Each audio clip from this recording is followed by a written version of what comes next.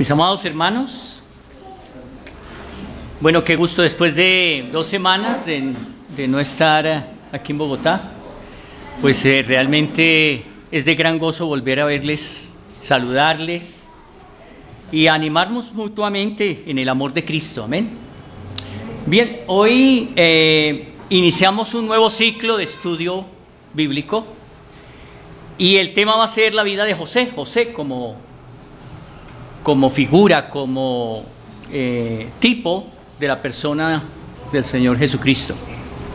Vamos a orar, vamos a pedirle al Señor que nos guíe en esta mañana. No sé si se pueda hacer lo de la presentación, pero vamos a orar. Les invito a que cerremos nuestros ojos y vamos a pedirle a nuestro Señor que sea Él a través de su palabra hablando a nuestras vidas. Padre, gracias porque tu palabra es verdad.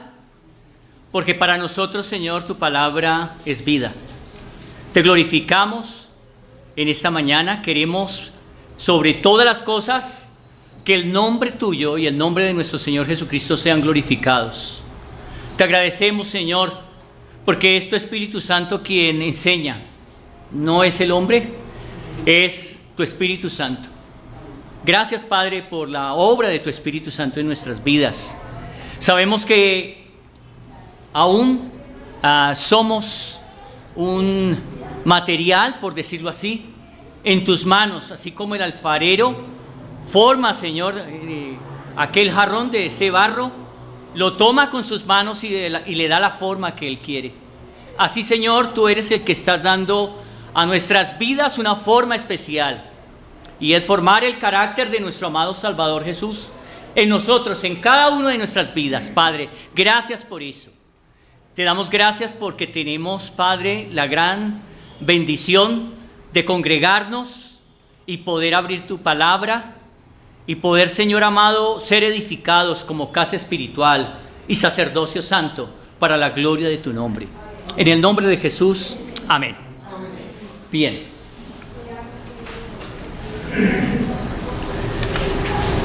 Ok, vamos a mirar acerca de la vida de José, pero antes de eso me gustaría que entendiéramos qué es la tipología bíblica. ¿Qué es la tipología bíblica o el simbolismo tipológico? Y básicamente tiene que ver, o es una figura más bien, de alguna realidad espiritual futura preparada por Dios. Esto es algo que Dios quiso hacer. Es decir, esto significa que tiene que ver con algo profético.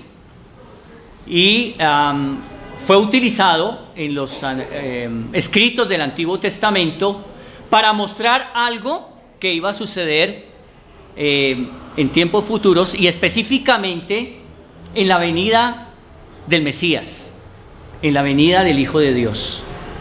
Dios había prometido que vendría un libertador. ¿Saben ustedes dónde Dios promete que va a venir un libertador?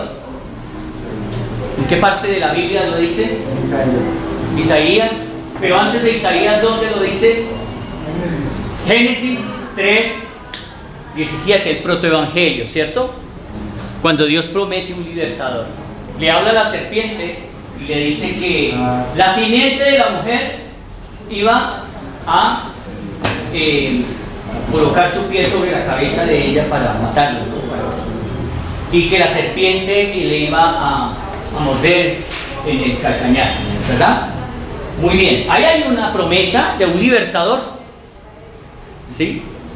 La simiente de una mujer. Interesante que no habla de la simiente del hombre, que generalmente cuando se habla de simiente viene de la palabra semen, ¿cierto? Que tiene que ver con el varón, que es la parte que fecunda a la mujer, pero habla de la simiente de una mujer. Es decir, que no iba a haber una intervención de un hombre. Interesante, si no iba a ser la simiente de la mujer. Bueno, creo que no se ve muy bien pero bueno, vamos a mirar un poco acerca de lo que es la tipología bíblica o simbolismo tipológico. Entonces es una figura, decíamos que es una figura de alguna realidad espiritual, preparada por inspiración divina, ¿sí? Que tiene que ver con algo profético y no simplemente es una ilustración, no es una ilustración, ¿verdad? Y más adelante vamos a mirar eso. Y que representa aquello que se había de manifestar plenamente tras la venida de nuestro Señor Jesucristo, ¿sí? Cuyo cumplimiento es el antitipo. Entonces, no sé los que a los que nos enseñaron mecanografía en el colegio. Muy bien. A los que nos enseñaron mecanografía en esas máquinas Remington que eran grandes, que eran unas cosas grandototas así, y que eran no es como las que después vieron que eran electrónicas y que eso era una bolita y que daba vueltas, no, sino era el palito ese que salía y ¡pim! Pegaba ya, ¡pim! Bien, realmente a eso se le llama tipo, ¿no? De hecho, ¿cómo se dice máquina de escribir en inglés?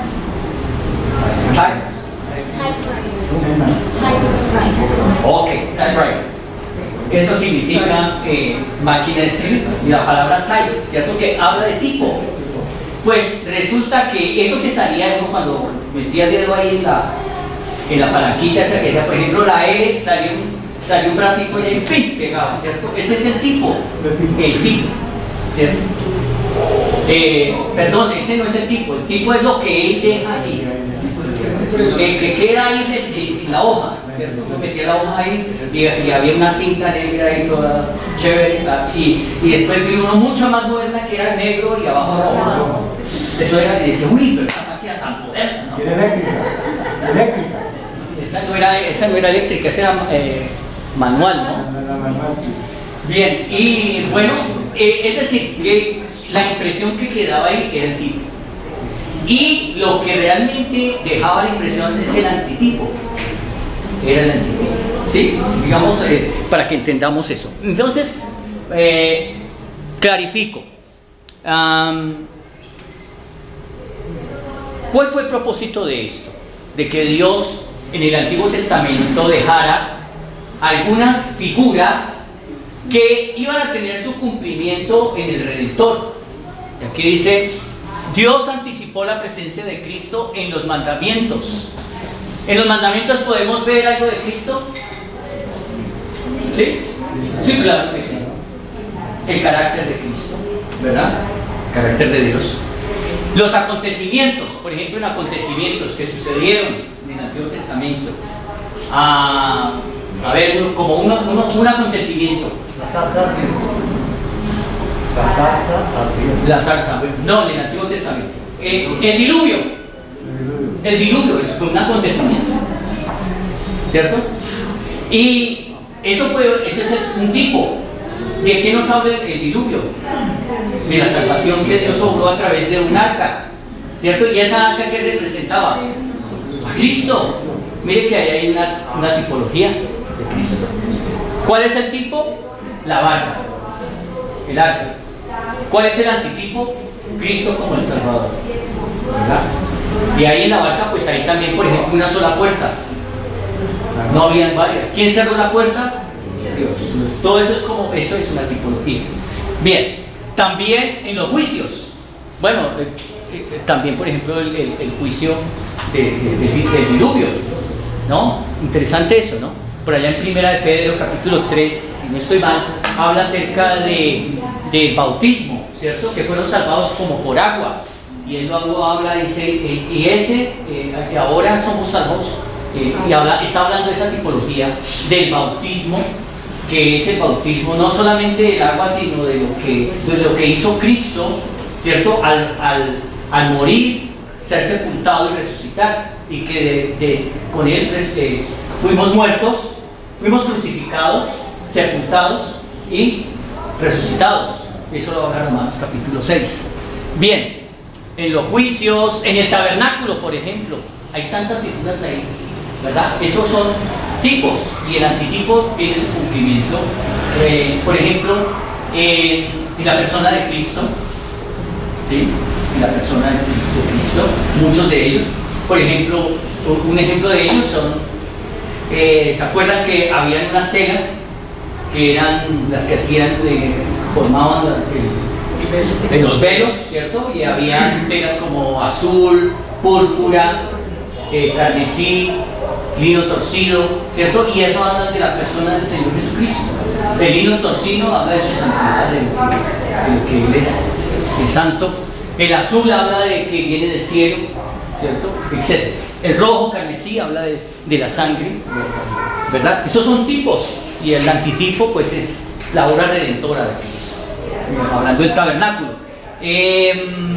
Algunas personas del Antiguo Testamento, ¿cierto? Este es el caso de José, ¿verdad? Como un tipo de Cristo. ¿Qué otro, por ejemplo? A ver. Moisés, ¿verdad? Muy bien. Por ahí en Hebreos habla de que Moisés fue fiel como siervo en la casa de Dios, pero Cristo como hijo, como el dueño de la casa, ¿no? Como hijo sobre su casa, la cual somos nosotros, dice Hebreos capítulo 3. Un tipo puede prefigurar un solo antitipo, ¿sí? Aunque puede tener paralelos con el antitipo en varios puntos, ¿no? En varios puntos, sí, hay paralelos. Por ejemplo, el tabernáculo habla de la redención del ser humano, pero hay paralelos en cuanto a la redención, ¿no? Porque en el tabernáculo se habla acerca, por ejemplo, la mesa del incienso. ¿Se acuerdan de la mesa del incienso? ¿Cierto que sí? ¿A qué hace referencia la mesa del incienso en el Nuevo Testamento? A la adoración de los santos, ¿sí? Que la oración de los santos se habla en el Nuevo Testamento, ¿cierto? Ese incienso que sube hace referencia a la oración de la iglesia de los santos. Entonces, bien, aunque los tipos no están identificados explícitamente, es decir, en la escritura no encontramos, y esto es un tipo, 2 puntos, entonces habla de tal cosa, no lo dice, pero no está explícitamente, pero tales tipos sí deben haber, debe haber alguna confirmación por las mismas escrituras, ¿verdad? Que los vincule con su correspondiente antitipo. Y por ejemplo vamos a Romanos 5:14, alguien que me colabore ahí. Romanos 5:14 y el otro, 1 Corintios 15:45. Entonces la primera, Romanos 5:14.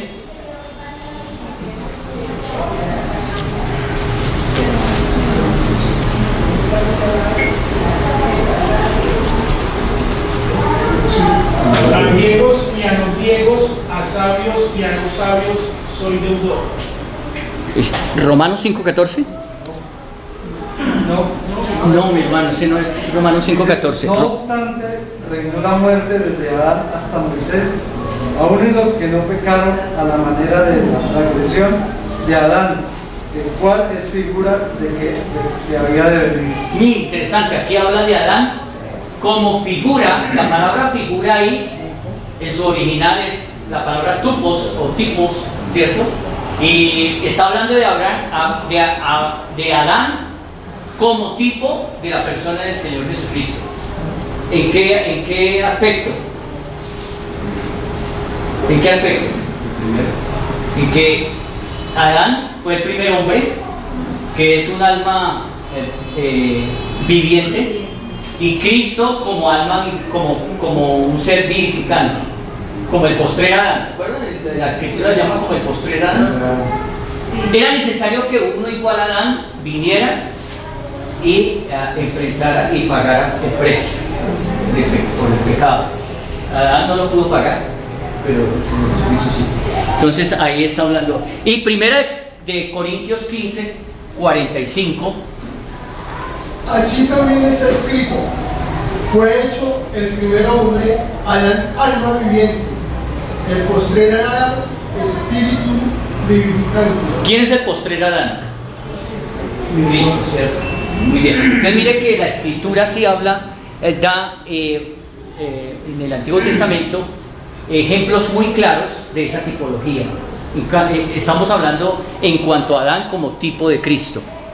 Bien, aunque sabemos que Adán pecó, ¿verdad? Y por la transgresión de uno, ¿cuántos fueron afectados? Todos.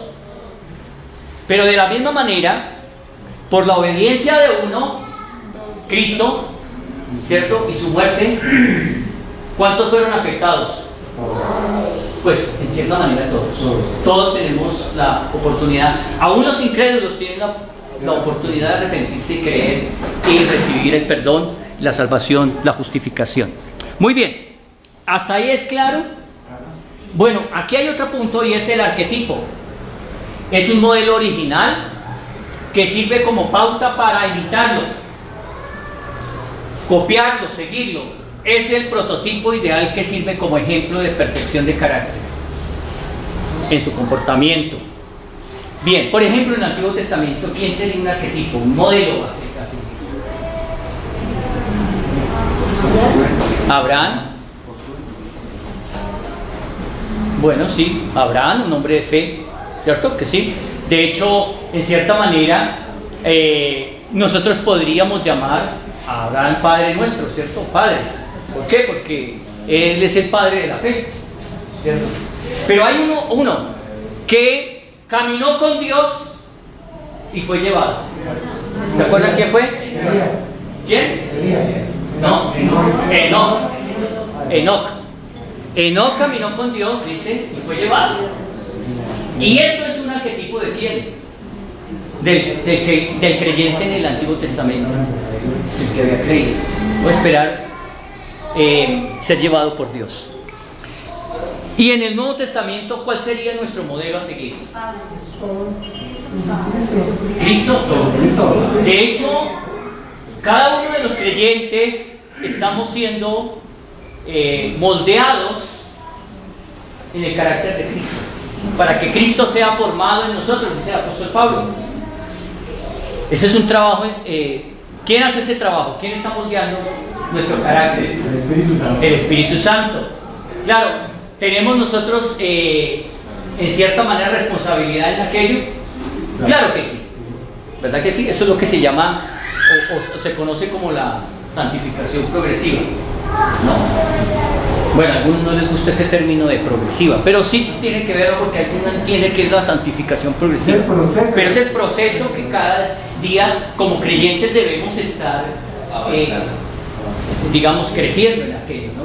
Una redundancia. Bien, ok, entonces es importante conocer esto sobre la tipología y por qué vamos a estudiar a José como tipo, como figura en ese momento allí en el Antiguo Testamento, como figura de aquel que iba a venir, que es la persona del Señor Jesucristo. Bien, y vamos a ver que hay unos paralelismos en la vida de José que tienen que ver mucho con la persona del Señor Jesús. Bien, entonces vamos a iniciar ahora sí. ¿Se alcanzan a ver esta? Sí. Sí, bueno, ahora sí. Lo hice lo más colorida posible para que sigan. Bueno, yo creo que algunos de nosotros hemos venido aquí de hogares bastante complejos, ¿cierto? Algunos hogares disfuncionales, unas situaciones difíciles, ¿verdad? Bueno, pues quiero que miremos, y esto está basado aquí en Génesis 35, 22, 26. Bien, encontramos arriba a Jacob. ¿Quién es Jacob? ¿Quién era Jacob? Jacob era hijo de Isaac. En este. Aquí está. Entonces aquí encontramos a Jacob, ¿correcto? Jacob, hijo de Isaac. Isaac tuvo dos hijos: Esaú, o también conocido como Edom, y Jacob. Ellos eran gemelos, o más bien mellizos, ¿Quién nació primero? Esaú, ¿cierto? Y luego nació Jacob. Muy bien. Pero de alguna manera Jacob vivió una vida en su hogar un poco, un poco difícil también, porque el preferido de su padre, ¿quién era? Esaú. ¿Por qué? Porque él era un hombre cazador, era un hombre de pecho, ¿cierto? Y fuerte, cazador y todo, y le traía al papá y le hacía sus asados, sus comidas. Claro, ustedes saben que uno de hombre es ganado por él.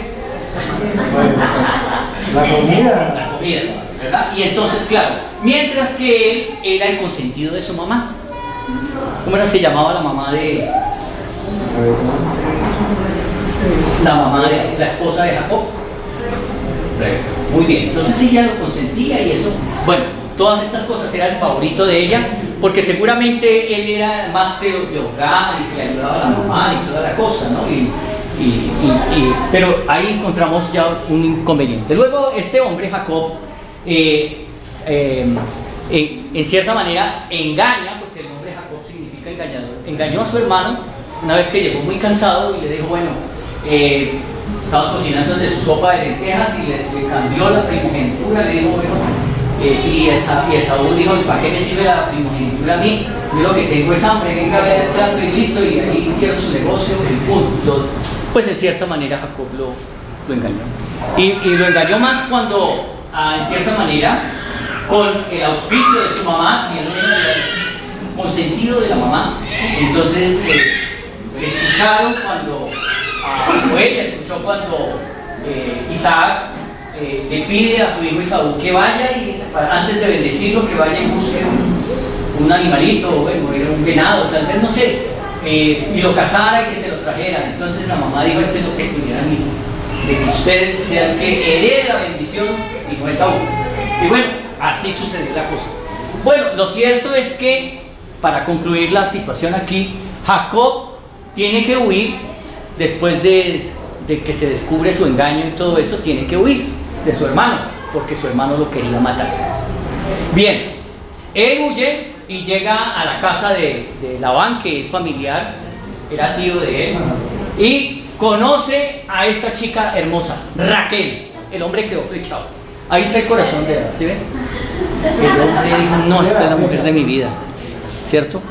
Quedó vuelto nada, ¿cierto? Entonces él habla con Labán y le dice, bueno, yo quiero casarme con su hija, entonces, ¿cómo hacemos la cosa? Y el hombre le dijo, fácil, trabaje 7 años, hermano, y ya. Y me paga así, de esa manera. Y el hombre trabaja 7 años por Raquel, su amada. Y claro, él esperando los 7 años, y eso le parecieron como segundos o 7 años. Pero resulta que esos segundos se le convirtieron en una eternidad. Porque resulta que la boda y toda esa cosa, y pues lógicamente la novia venía toda cubierta con su velo, el hombre pues emocionado y dijo, sí, yo la acepto y toda la cosa. Bueno, terminó la cosa y la noche de bodas, cuando amanece al otro día, resulta que le metieron gato por pie. Entonces encuentra esa Lea y dice, ¿cómo así? Entonces, claro, él va a hacerle reclamo y le dice, no, venga, usted se equivocó, suegro. ¿Cómo así que me va a dar a su hija mayor si yo quería casarme con la hija menor? Y entonces le digo, no, mi hijo, es que aquí en esta nación es así. Uno no puede entregar la hija menor sin antes entregar la mayor. Así que, mi hijo, ahí usted ya se comprometió con ella.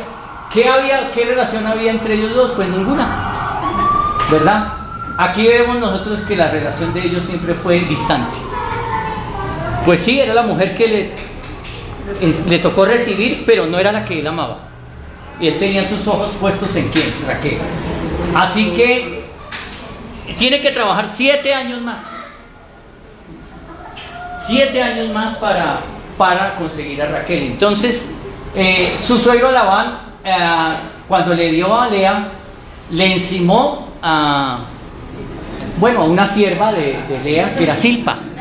O sea, imagínense.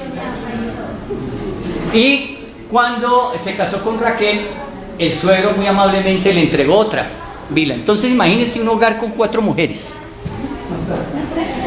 Si es difícil con una, hermanos, ¿cómo será con 4? Eso era algo complejo, ¿cierto? Bien, entonces vamos a mirar, esto está basado en Génesis 35, y es interesante algo, la lucha que vamos a ver aquí es entre Raquel y Lea. Ella luchando por alcanzar el amor de su marido, Jacob. Y esta otra tiene el amor de su marido, pero no tiene hijos. En cambio, esta es súper estéril. Nomás mirándola, ella ya queda en cinco. Entonces, ella este es el punto aquí, ¿no? Ella tratando de quedar embarazada. Ahora, el hecho de que una mujer no tuviera hijos en esa cultura, pues era la maldición más grande del mundo. Una mujer se sentía que no servía para nada si no tenía hijos. ¿Sí? Muy bien, así que, de acuerdo a lo que dice ahí, ahora, ¿cuál de estas mujeres sería la más ideal para él? Pues él pensaba esta, ¿cierto? Pero es interesante que Lea, y lo sabemos, ¿sabe por qué? Por los nombres que Lea le coloca a sus hijos. Ella es la que coloca los nombres, no él. Él no le dice Jacob, ¿cómo quieres, mi amor, que llamemos a nuestro hijo? Pero como quiera, ¿no? Y entonces son ellas las que colocan el nombre a los hijos, ¿no? No sé si de pronto era que en ese tiempo los hombres tenían como, ¿qué le digo yo? Una mala disposición para colocar nombres, o colocaban nombres muy feos, entonces colóquese usted, ¿no? Pero bien, el primer hijo que se tuvo, y está ahí en capítulo 35, y habla de los hijos de Jacob, dice: aconteció que cuando moraba, estoy hablando del capítulo 35, versículos 22, dice: aconteció que cuando moraba Israel en aquella tierra, fue Rubén y durmió con Bila. Imagínense, Rubén, que es este hijo que está aquí, y duerme ¿con quién? Con Bila, que fue la sierva de Raquel. Y esto fue una traición para su padre, pues es una deshonra. La concubina de su padre, la cual llegó a saber Israel, es decir, Jacob. Ahora bien, los hijos de Israel fueron 12. Los hijos de Lea, los hijos de Lea serían Rubén, el primogénito de Jacob. Este era el primogénito, Rubén. Luego viene Simeón, es este. Luego viene Leví, que es este. Y luego viene Judá, Isaacar y Zabulón, ¿cierto? Claro, los primeros 4 fueron estos: Rubén, Simeón, Leví y Judá. Ellos fueron los primeros 4 que tuvo Jacob o Israel. ¿Qué pasó? Pues ella, en su afán, no quedaba embarazada. Dijo: yo no puedo esperar que esta siga llenando de hijos a mi marido y yo nada. Entonces, ¿qué hace? Pues convence a Jacob y le dice: mi hijo, le entrego a Bila, mi sierva. Ahora tenga usted hijos con ella y esos hijos me van a pertenecer a mí también. Muy bien. Y de hecho, entonces Bila concibe a Adán, a Neftalí, tiene 2. Muy bien. Pero como la otra no se les quería quedar atrás, ¿cierto? Lea dijo: bueno, usted le entregó a la sierva, pues yo hago lo mismo con la mía, ¿sí? Entonces le entrega a Silpa. Y entonces Silpa le da 2 hijos más a Jacob, que son Gad y Aser. Imagínense esa belleza de hogar. Bien, ahora resulta y acontece que Lea volvió otra vez y ya le hizo un trato, porque claro, él, pues su amor era aquí y ella no quería aquí. Entonces ella le dijo, un día le pidió a Rubén, Raquel le pidió unas mandrágoras y todo eso, y resulta que Lea le alquila por las mandrágoras a Raquel, a su esposo, a Jacob. Claro, su esposo ya no quería con Lea, entonces se lo alquiló y le dijo: bueno, yo se lo alquilé, entonces me corresponde. Entonces, bueno, ¿de eso qué vino? De eso vino Isaacar y Zabulón, que fueron los 2 hijos que tuvo. Y luego vino Dina, que es la única mujer de Jacob, de la descendencia, y la única hija de Jacob, Dina. Muy bien, entonces estos eran los hijos de Lea, junto con estos 7, Dina, que fue la única mujer.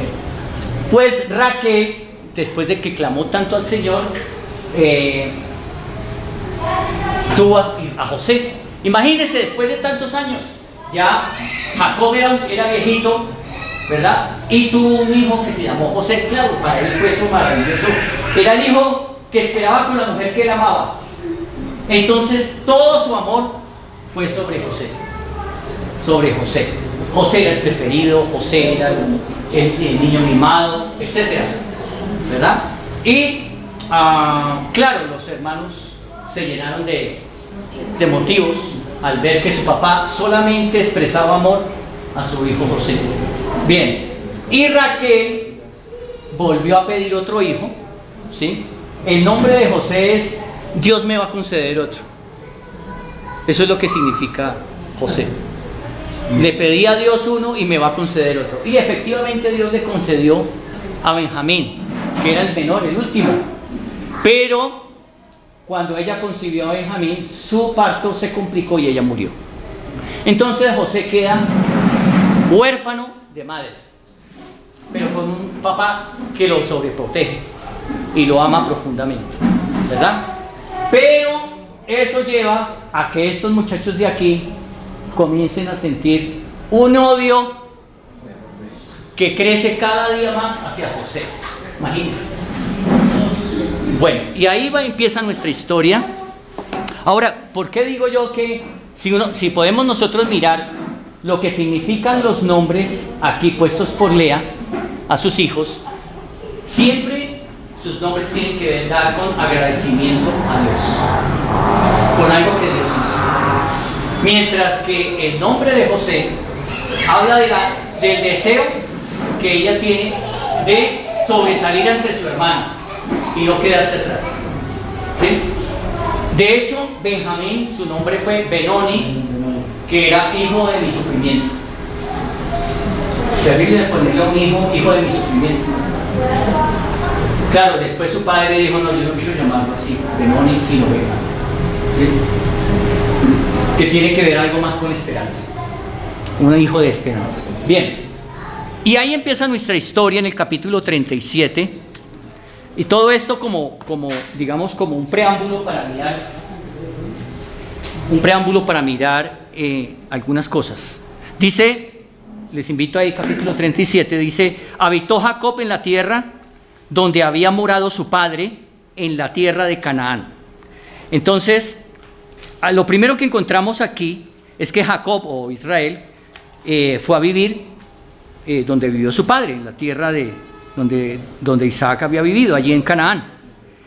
Y dice, esta es la historia de la familia de Jacob. Mira, interesante, ¿no? Porque uno cuando el escritor dice, esta es la historia de la familia de Jacob, y empieza, ¿sabe por quién? No empieza por Rubén, ni por ninguno de ellos, sino por José. Interesante algo. Esto a manera de pronto de información. El libro de Génesis está dividido en su primera parte, que son los primeros 11 capítulos, en 4 acontecimientos principales. El primero, la creación del hombre. La creación del hombre, es el primer acontecimiento.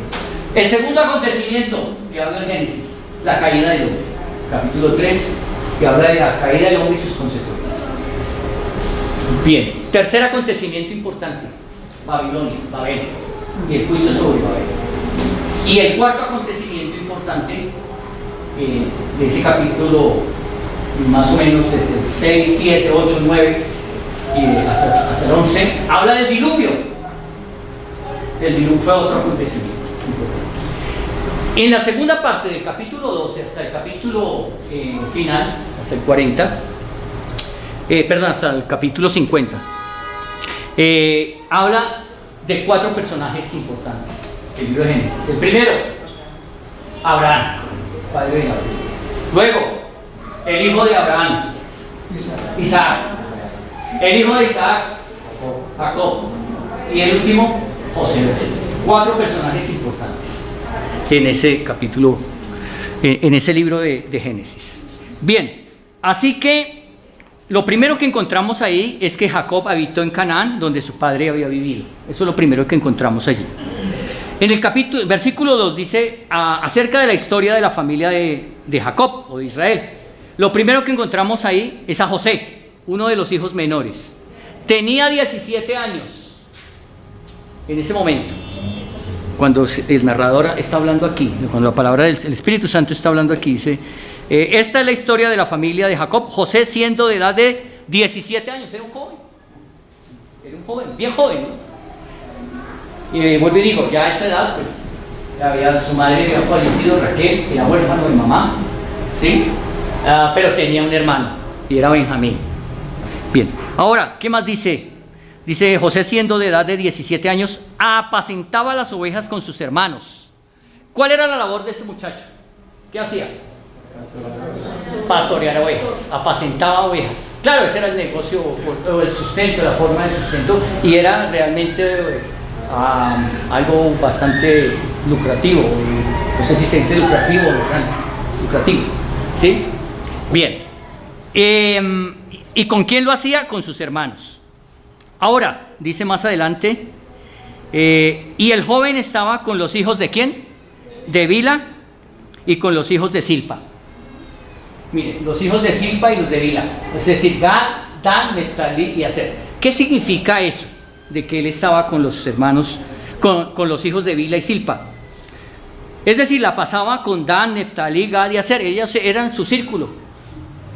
¿Qué pasaba con los otros? Los hijos de las concubinas de Jacob. Muy seguramente Raquel había fallecido cuando el parto de Benjamín. Es decir, que sus otros hermanos, los hijos de Lea, no andaban mucho con él.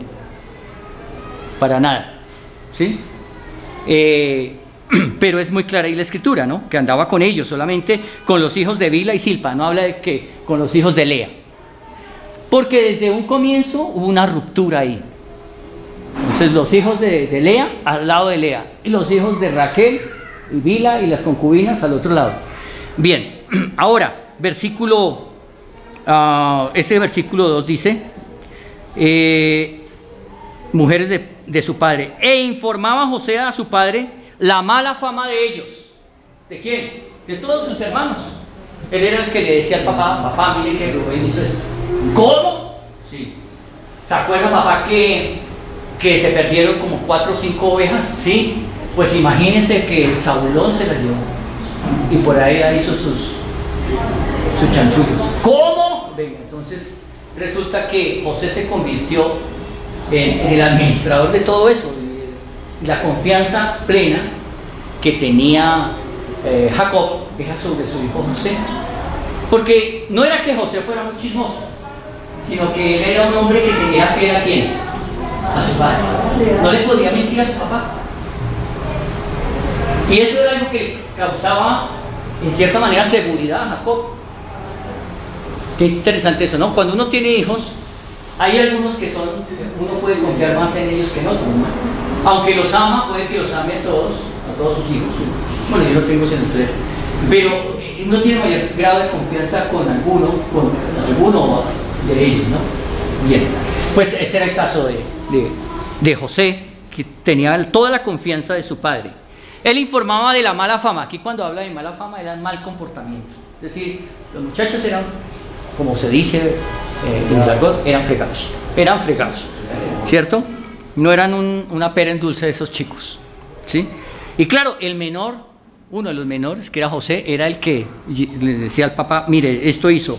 Entonces, claro, ellos comenzaron a guardar un rencor y se iba acrecentando. Dice, y amaba Israel a José más que a sus hijos, versículo 3, más que a todos sus hijos, porque lo había tenido en su vejez y le hizo una túnica de diversos colores. Indudablemente Jacob para nada ocultaba que tenía un aprecio, un amor mucho más grande hacia su hijo José. Primero, ¿por qué? Porque lo tuvo en su vejez. Ya el hombre casi era un abuelito, y entonces, claro, ese era mi consentido, ¿verdad? Y por otra cosa importante, y era el hecho de que era el hijo de su amada Raquel. ¿Sí? Por esa razón lo amaba profundamente. Dice, más que a todos sus hermanos. Era el hijo de la mujer a quien amaba tanto. ¿Y qué le hace? Algo que lo distingue de todos. y le dice, le hizo una túnica de diversos colores. Interesante eso, ¿no? Le hizo una túnica de diversos. ¿Qué tendría que ver una túnica de diversos colores? Pues mira, hay una cosa, ¿no? Realmente conseguir ropa de color en aquel tiempo no era fácil. Una prenda que fuera de varios colores era muy costosa. No pocos tenían dinero para comprar una prenda de ese, digamos, de ese costo. Nadie de nosotros viene aquí con un vestido de Saint Laurent o de Candal y todo eso, que igual vale nada, ¿no? Y el hacerlo era como colocarse un frac.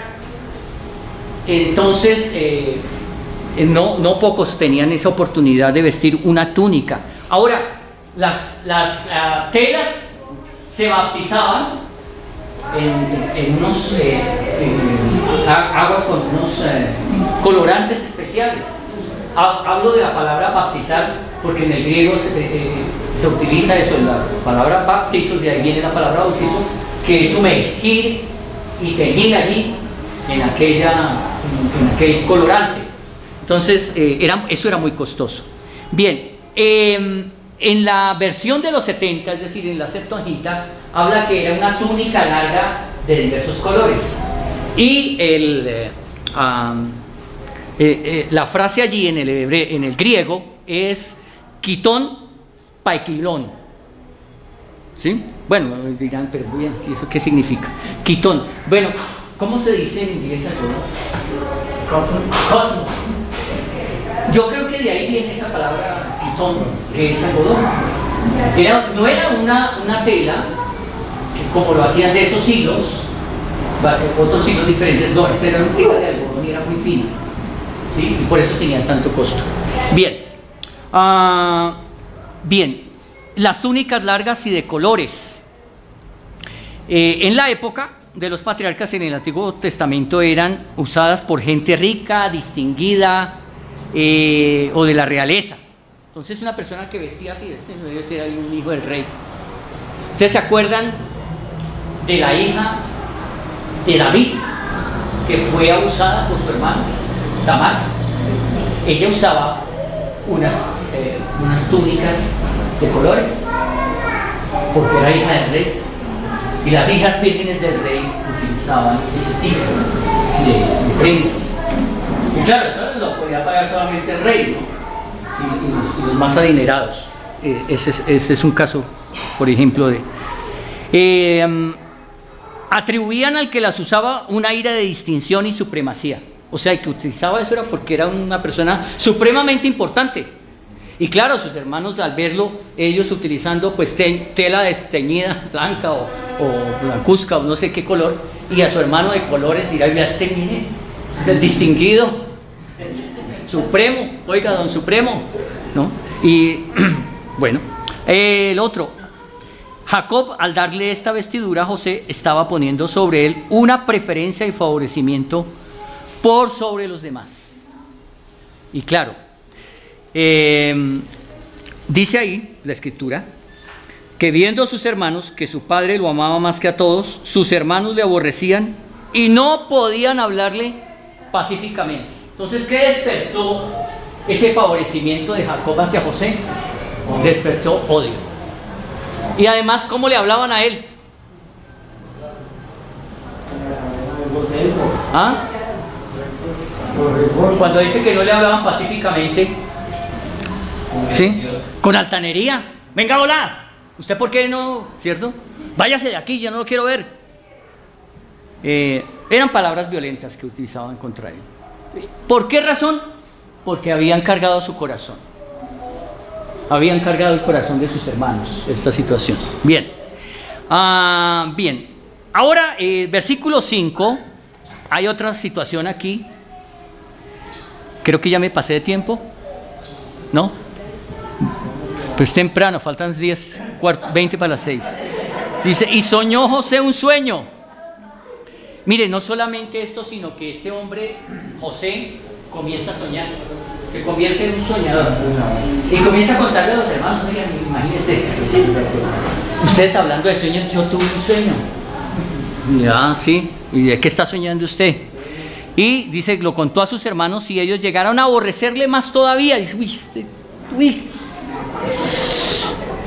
hasta en sus sueños nosotros lo odiamos. Dice, y él les dijo, oíd ahora este sueño que he soñado. Dice, he aquí que atábamos manojos en medio del campo, y aquí que mi manojo se levantaba y estaba derecho, y que vuestros manojos estaban alrededor y se inclinaban al mío. Entonces ellos dijeron, ¿cómo así? En el sueño todos estábamos atando manojos seguramente de las mieses, de trigo, cebada, qué sé yo, ¿verdad? Y entonces colocaban sus manojos ahí, y el de él se paraba derecho así, y los otros se arremesaban, ¿cierto? Se postraban delante de él, y ahí es que ahora entonces nosotros, ay, señor rey, pues, ¿sí? Y entonces dice, le respondieron sus hermanos, y aquí está la respuesta de sus hermanos: ¿reinarás tú sobre nosotros o señorearás sobre nosotros? Y le aborrecían aún más a causa de sus sueños y sus palabras. Imagínense, todo eso se iba sumando más. Versículo 9, otro sueño. Segundo sueño, dice, soñó aún otro sueño y le contó a sus hermanos diciendo, he aquí que he soñado otro sueño, y he aquí que el sol y la luna y 11 estrellas se inclinaban a mí. Y lo contó a su padre y a sus hermanos. Ahora él ve en su sueño el sol, que representa a su papá, la luna a su mamá, y a 11 estrellas, o sea, a sus hermanos, ¿sí? Y que todas ellas se iban a inclinar hacia él. Y entonces aquí hay dos reacciones: una, la reacción de sus hermanos, ¿sí? Y otra, la reacción de su papá. Versículo 10, y lo contó a su padre y a sus hermanos, y su padre, ¿qué hizo? Le reprendió y le dijo, ¿qué sueño es este que tú soñaste? ¿Acaso vendremos yo y tu madre y tus hermanos a postrarnos en tierra ante ti? Claro, él lo reprendió porque le dijo, no, ¿cómo viene usted a decirnos eso? A ver, para que odien más. Bien. Seguramente lo reprendió, lo regañó y le dijo, no más, no quiero que nos hable más de sus sueños, ¿sí? Porque a sus hermanos se le ha convertido en una pesadilla. No queremos más sueños de ese tipo.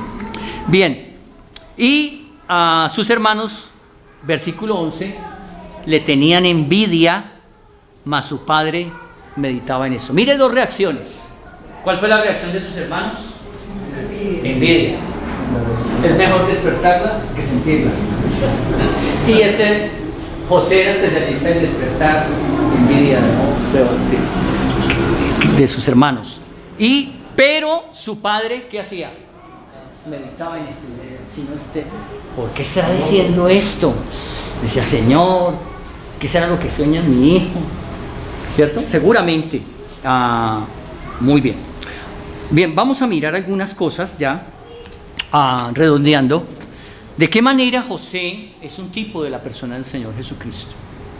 Y una de las cosas es el rechazo que sintió. Dice la Escritura ya en capítulo 1 de Juan, que a lo suyo vino, mas los suyos, ¿qué hicieron? No le recibieron, le rechazaron, ¿verdad? Y hay tantos ejemplos de rechazo del pueblo judío hacia el Señor Jesús en los evangelios, pero muchos casos donde fue rechazado. Venía a mi memoria un himno que aprendí hace muchos años, que dice, rechazado por todos Jesús salió llevando su cruz, y a la cumbre del Gólgota él subió llevando su cruz. Fue rechazado por todos, ¿verdad? Los religiosos de aquel tiempo lo apreciaban, lo odiaban, ¿verdad? Lo despreciaban, lo acusaban falsamente, ¿verdad? El pueblo lo rechazaba, pues en cierta manera muchos de ellos creyeron en él. El pueblo fue básicamente engañado por sus dirigentes, tanto políticos como religiosos. Bien, pero quisiera mirar algo interesante, y es de qué manera, así como Jacob demostró amor por su hijo, el Padre demostró amor por su Hijo, el Señor Jesús. Vamos a ir a Mateo 3, 16, 17, mi hermano Jairo. Mateo 3, 16, 17. Y le voy a pedir también a Wilmar a ver si nos colabora. Mateo 17, 5 al 6. Ahora, no significa que el Padre odie a toda la humanidad. Indudablemente, pues, nuestro pecado nos separa de Dios. Pero la Biblia dice que más Dios muestra su amor para con todos nosotros, ¿cierto? Que siendo aún pecadores, Cristo murió por nuestros pecados. Y que de tal manera amó Dios al mundo que ha dado a su Hijo unigénito. Mateo 3, 16, 17 dice: Y Jesús, después que fue bautizado, subió luego del agua. Y aquí los cielos le fueron abiertos, y vio al Espíritu de Dios que descendía como paloma y venía sobre él. Y una voz de los cielos que decía: Este es mi Hijo amado, en quien tengo complacencia. ¿Qué dijo el Padre? Este es mi Hijo amado, en el que tengo complacencia. Y Mateo 17, 5 al 6. Este fue en el bautismo, ¿no? En el bautismo del Señor Jesús, que se escucharon esas palabras allí, que fue como un trueno, y eso fue lo que se escuchó. Y Mateo 17. Dice, mientras él aún hablaba, una nube de luz los cubrió, y aquí una voz desde la nube que decía: Este es mi Hijo amado, en quien tengo complacencia. Al oír esto, los discípulos se postraron sobre sus rostros y tuvieron gran temor. Amén. Qué interesante. Esto sí fue en otro lugar, que fue en el monte de la transfiguración, ¿cierto? El Señor Jesucristo se transfiguró, ¿sí? Se puso radiante, su gloria se manifestó allí, y se escuchó la voz del Padre que dijo: Este es mi Hijo amado, a él oíd. Y los discípulos que hicieron se postraron delante de él en adoración. Eso es una prueba más que suficiente para poder llegar a la conclusión de que el Señor Jesucristo es Dios. Nadie podía postrarse delante de ningún otro que no fuera de Dios, ¿sí? Pero lo que encontramos aquí es la verbalización del afecto de la figura paterna. Hoy se habla mucho de eso, ¿no es cierto? Y desafortunadamente muchas veces nosotros los varones fallamos en eso. Nos cuesta decirle a nuestros hijos: les amo, te amo, te amo. Qué importante es eso, ¿no? Mire que el Padre dio un gran ejemplo, ¿no? Este es mi Hijo amado, en el cual tengo toda mi complacencia, ¿sí? Qué hermoso. Eso era lo que sentía tal vez Jacob al ver a José. Era su hijo amado y en él tenía toda la complacencia, porque tenía un carácter diferente, era un muchacho transparente desde su juventud. Ningún engaño había en él. Bien. Ok, así que vamos a ir a otro pasaje. Les invito a que vayamos a Mateo 28, hablando acerca del rechazo de sus hermanos. Mateo capítulo 27. Mateo 27 dice en los versículos, el versículo 18 dice así, Mateo 27, 18. ¿Están ahí? Dice así: cuando el Señor Jesucristo es sentenciado a muerte, dice: ahora bien, en el día de la fiesta acostumbraba el gobernador soltar al pueblo un preso, el que quisiesen. Y tenían entonces un preso famoso llamado Barrabás. Reunidos pues ellos, les dijo Pilato: ¿a quién queréis que os suelte? ¿A Barrabás o a Jesús llamado el Cristo? Versículo 18 dice: porque sabía que por envidia le habían ¿qué? ¿Por qué le entregaron? Por envidia. Esa fue la razón fundamental, no porque encontraran algo mal en él, sino porque sentían envidia de él, así como los hermanos de José sentían envidia de su hermano José. Qué interesante, es un paralelo entre la vida de José y la del Señor Jesucristo. Por envidia. ¿Y sabe quién sabía eso? Pilato. Pilato sabía, porque él mismo lo declaró: yo no he encontrado absolutamente nada que él haya violado alguna ley. Ningún mal encuentro en este hombre. Y por 3 veces lo dijo, 3 veces. Pero él sabía que por envidia se lo había entregado. Y así mismo permitió que fuera muerto, ¿no? Y ser cambiado por Barrabás. Bien, y el otro está en Marcos 15, también habla de lo mismo. Marcos 15.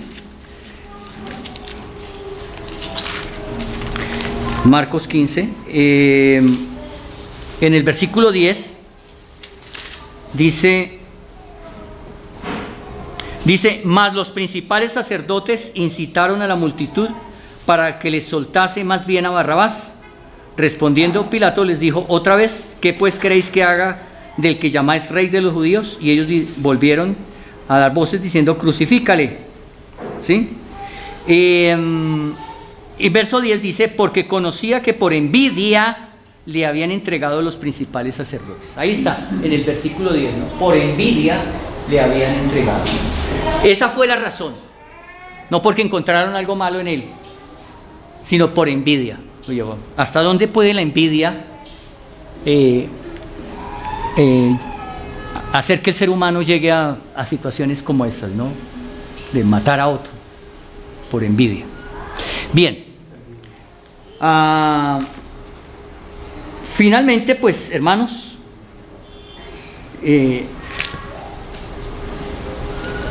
nuestra aplicación para nuestra vida.